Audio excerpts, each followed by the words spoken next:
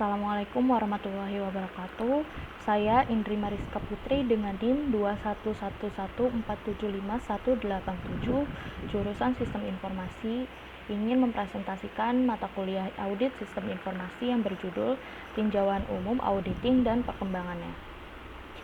Pengenalan audit, proses pengumpulan dan pengevaluasian bukti-bukti untuk menentukan apakah suatu sistem aplikasi komputerisasi telah menetapkan dan menerapkan sistem pengendalian intern yang memadai.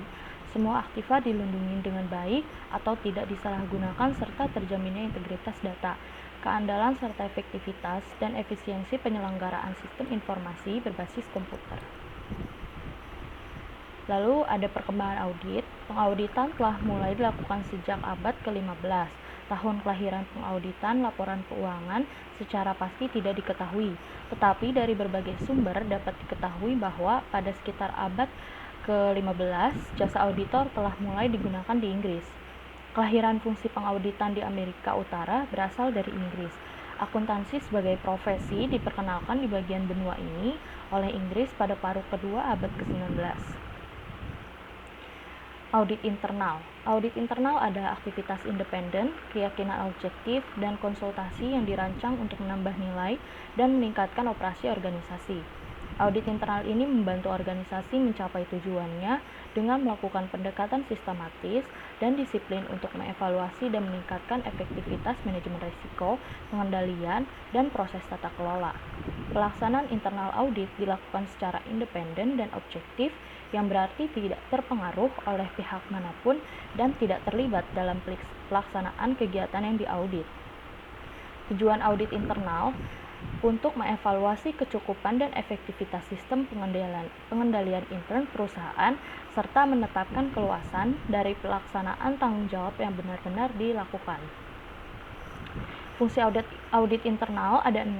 Yang pertama, mengawasi kegiatan. Kedua, memvalidasi laporan ke senior. Ketiga, membantu manajemen pada bidang teknis. Keempat, mengidentifikasi dan meminimalkan risiko. Kelima, menganalisis masa depan. Dan yang keenam, membantu manajer dalam mengelola. Sekian, terima kasih. Dan saya akan melanjutkan presentasi yang kedua dengan judul Prosedur Audit Sistem Informasi.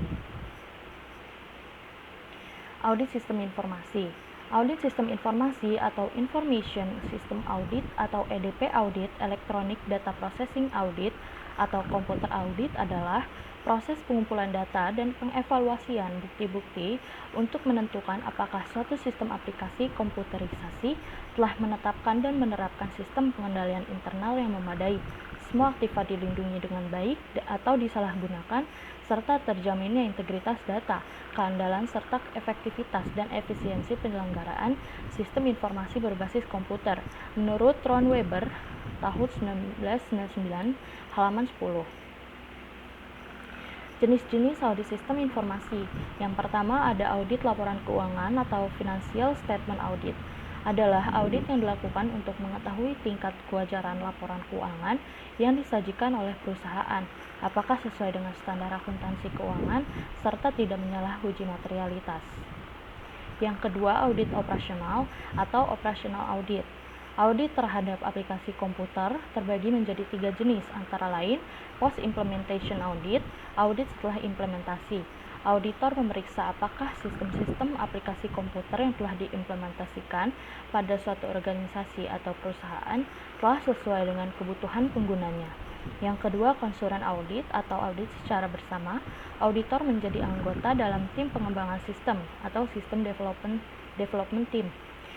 Dan yang ketiga, konsulen audits atau audit yang secara bersama-sama.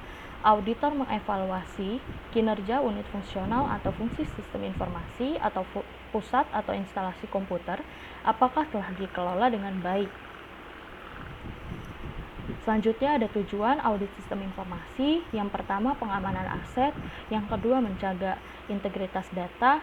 Yang ketiga, efektivitas sistem. Keempat, efisiensi sistem. Dan yang kelima, ekonomis.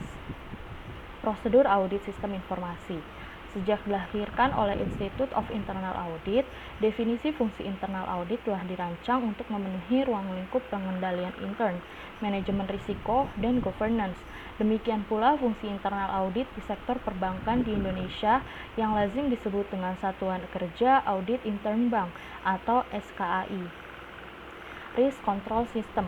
Dalam metodologi risk assessment, umumnya risiko yang diukur adalah residual risk atau risiko yang tersisa. Residual risk ini merupakan hasil dari risiko yang melekat atau inherent risk dari usaha yang dilaksanakan bank setelah diperhitungkan mitigasinya dengan risk control system yang ada atau yang diterapkan. Sebagai contoh, risiko operasional karena penyalahgunaan wewenang user dalam penggunaan teknologi informasi untuk mendukung operasional dengan baik. Semakin tinggi limit kewenangan user atau jumlah transaksi, menu transaksi, akses user, dan lain-lain, maka risiko melekat akibat penyalahgunaan tersebut juga semakin tinggi. Sekian, terima kasih presentasi saya. Wassalamualaikum warahmatullahi wabarakatuh.